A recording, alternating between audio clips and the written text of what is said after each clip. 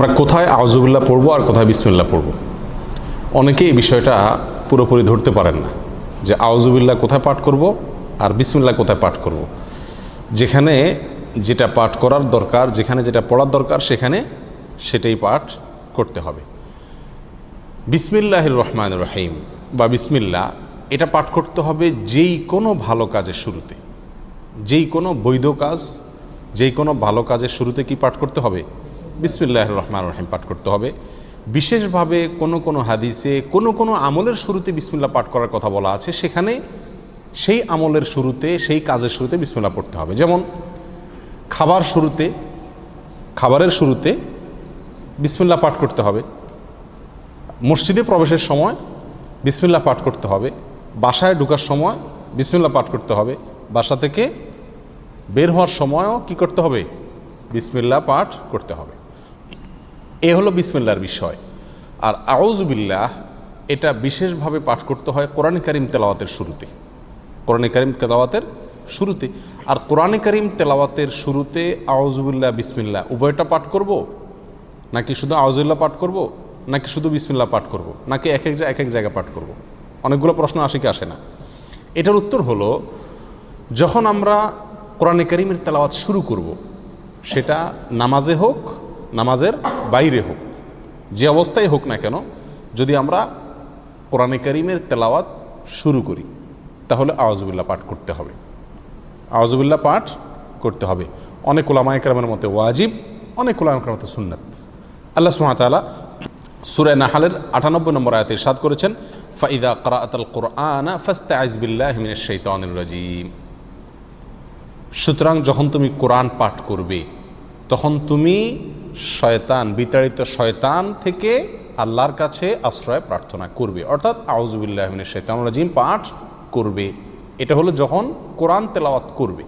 তাহলে আমরা নামাজে যখন হাত বাঁধবো, হাত বাঁধার পরে সানা পড়ব, এরপরে আউযুবিল্লাহ পাঠ করব, কারণ আমাকে সূরা ফাতিহা পড়তে হবে, সূরা ফাতিহার পরে আরও সূরা পড়তে হবে। সেজন্য আমাকে শুরুতে কি পড়তে হবে? আউযুবিল্লাহি মিনাশ শাইতানির রাজীম পাঠ করতে হবে। এটা সুন্নাত। এটা হলো যে কোনো কোরআন তেলাওয়াতের শুরুতে।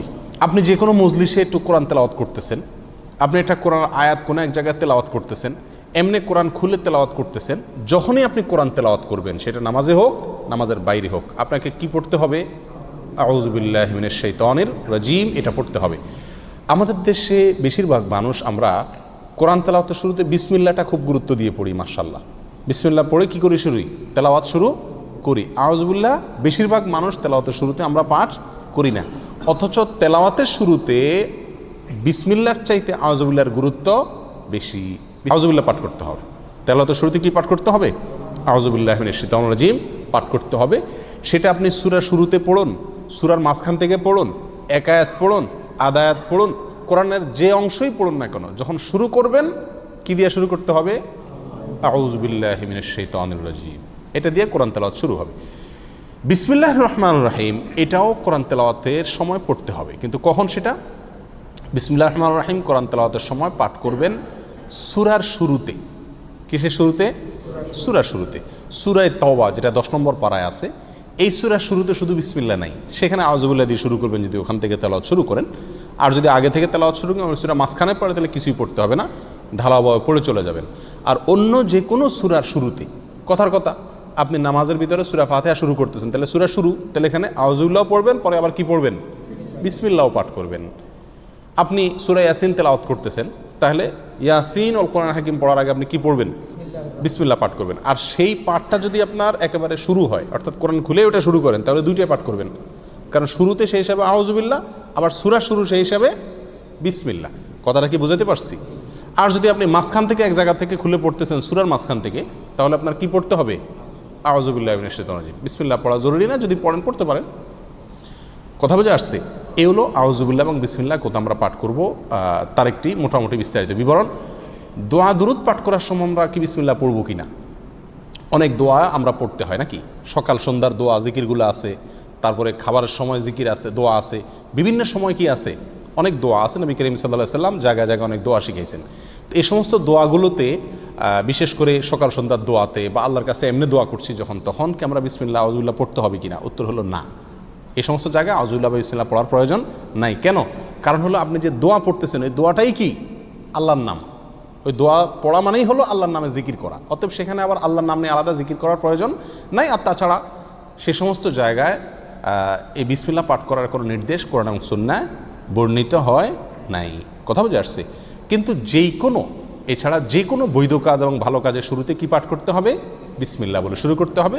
হাদিসে আসছে, নবী সাল্লাল্লাহু আলাইহি ওয়াসাল্লাম ইরশাদ করেছেন, কুল্লু আমরিন যী বালিন লাম ইউবদা বিবিসমিল্লাহি ফাহুয়া আবতার ওয়া ফি রিওয়ায়াতিন ফাহুয়া আকতা। যে কোনো কাজ যদি তার শুরুতে আল্লাহর নাম নেওয়া না হয়, বিসমিল্লাহ বলা না হয়, তাহলে কাজটা অপূর্ণাঙ্গ থেকে যায়, ওটাতে বরকত থাকে না, কল্যাণ থাকে না। এই জন্য যে কোনো কাজের শুরুতে কি পাঠ করতে হবে?